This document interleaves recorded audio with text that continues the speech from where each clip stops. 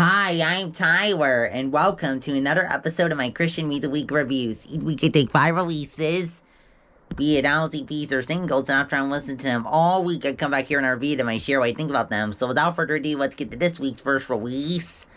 L.O. Worship's new EP, Holy in My Heart. L.O. Worship's new EP, Holy in My Heart. Let's dive into it. So, pretty good EP here. Stylistically, definitely a worship EP, and mostly on the ballad side of things. And the worship sound incorporates a mix of contemporary and alternative elements.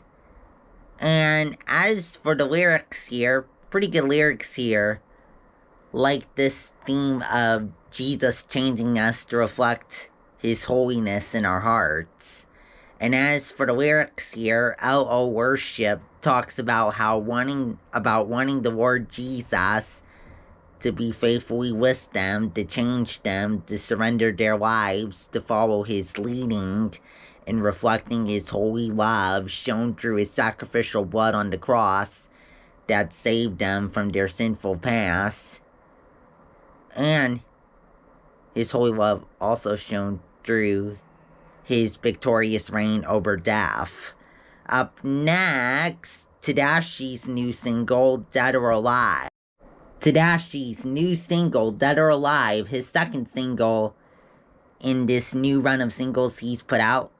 In case you want to hear my thoughts on the first single, MMA Freestyle, I reviewed that single as well, and you can go back and check that out after we're done.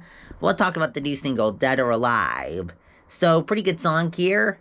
Stylistically, definitely a lo-fi trap banger. I would say both elements are definitely incorporated into the beat here. Vocally here, Tedashii sing raps and sings. And as for the lyrics here, good lyrics here. Tedashii talks about how he puts faith in the Lord God to be faithful, to faithfully be with Him, to bring him through the pain, to grow him, to live God's purpose against the odds of evil attacking Tedashii. Up next, Sean Feucht's new album, Send Me. Sean Feucht's new album, Send Me. Let's dive into it. So, pretty good album here. Stylistically, it's a worship sound that incorporates alternative and pop rock elements. Some of the songs are upbeat, some of the songs are on the more ballad side of things. Kind of a balance between the two.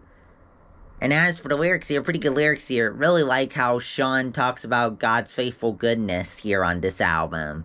And as for the lyrics here, Sean talks about praising Jesus for in His faithful, undeserved, sacrificial love through the cross, drawing Sean to God, to change Sean free from death, to follow where God sends him, as he trusts God to faithfully, unfailingly keep His promise to restore Sean from pain into good. Up next, Patrick Mayberry's full-length debut album, Wild Faith. Patrick Mayberry's full-length debut album, Wild Faith. Let's dive into it. So, pretty good debut album here. Stylistically, definitely worship, and has a mixture of alternative and contemporary elements here, along with some southern elements as well. And as for the lyrics here, pretty good lyrics here as well.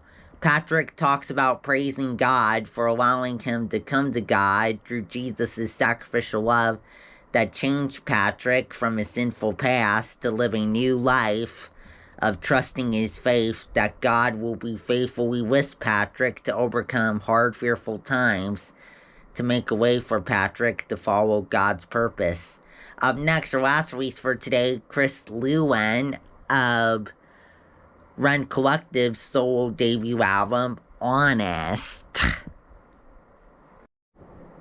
Chris Llewellyn of Run Collective's solo debut album, Honest. Let's dive into it. So, pretty good solo debut here. I think the best way to describe the sound here is to describe how it differs, how Chris's soul sound differs from Run Collective, and in what aspects it's similar. So let's talk about the differences that are really highlighted throughout here. I think we hear a lot of alternative pop rock and pop alternative influence here that you wouldn't necessarily hear in Run Collective. A lot of the songs fall on the worship side of things, but not necessarily all of them, even though all the songs do talk about God and Jesus. but that doesn't necessarily mean that stylistically it's gonna fall under the worship genre, per se. But a lot of the songs do fall under the worship genre, and here's where I'm gonna dive into some areas of Run Collective. And we do hear still some of the folk elements at some point that we would hear in Run Collective as well. And as for the lyrics here, pretty good lyrics here. Like this whole theme of God allowing us to be honest about our doubts. And as for the lyrics here, Chris talks about how even in doubt from disappointment and trying to earn God's love through religion, he chooses to take a chance of continuing to reflect and trust real honest faith in Jesus' faithful goodness through his unconditional love through the cross. Well, that's it for this week. Come back next week for 5 more releases. If you like what you saw in this video, please subscribe. Put out videos every Friday at 9:30 a.m. Pacific time. Also, if you have any thoughts on today's releases or what we've said about them, let me know in the comments below. Also, in the comments, you can let me know if there's any awesome releases that came out today that you want to see in next week's video. Also, check out the playlist section for my Music Month Spring playlist available here on YouTube and also on Spotify. And this month's edition of the playlist includes songs from artists like Brandon Heath, Sidewalk Prophets, and others. So go check that out if you're interested. Well, go now. See you next week. Bye!